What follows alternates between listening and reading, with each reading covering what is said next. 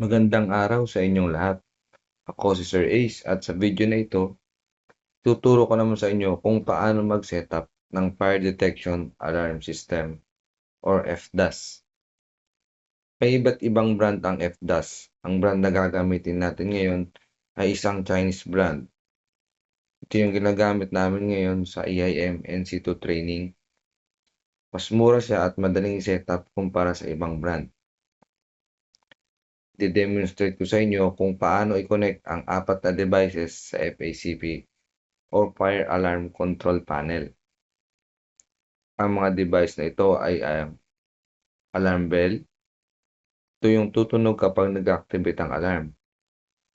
Ang keypad controller, ito naman ay ginagamit para ma-deactivate ang alarm at reactivate to guard state. Ang MCP or manual call point. Ito ay isang manual switch para mag-activate ng alarm. At ang huli ay ang SD or smoke detector na nagde-detect kung may usok na pwedeng pagmulan ng sunog. Simulan na natin mag-connect ng wire. Sundan lamang ang wiring animation. Unahin natin ang bell.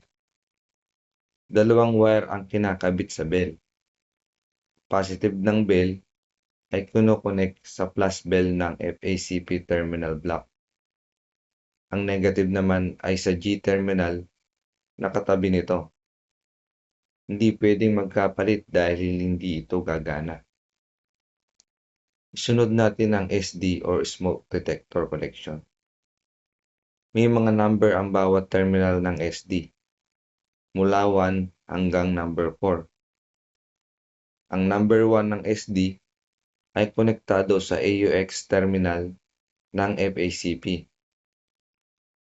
Ang number 2 naman ay sa G terminal na may isang pagitan mula sa AUX. Sunod, ang number 3. Ito ay konektado sa Z2 terminal ng FACP. At ang number 4 na konektado sa G terminal sa pagitan ng Z1 at Z2 terminal. Sunod natin ang MCP or manual call point. May dalawang connection lamang ito. Ang COM na konektado sa Z1 terminal ng FACP at ang NC na konektado sa terminal din na nasa pagitan ng Z1 at Z2 terminal ng FACP.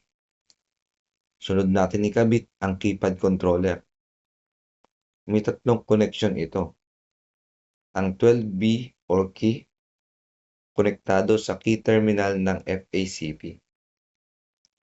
Ang G, konektado naman sa G terminal ng FACP na kasunod ng key terminal.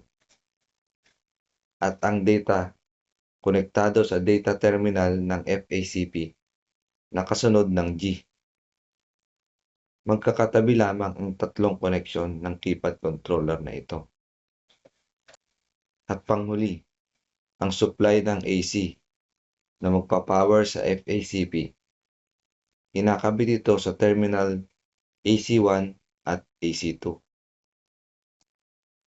Siguraduhing maayos ang pagkakakabit dahil kapag may loose connection ay mag-a-alarm agad ang bell once na nag-power on ang FACP or Fire Control Panel.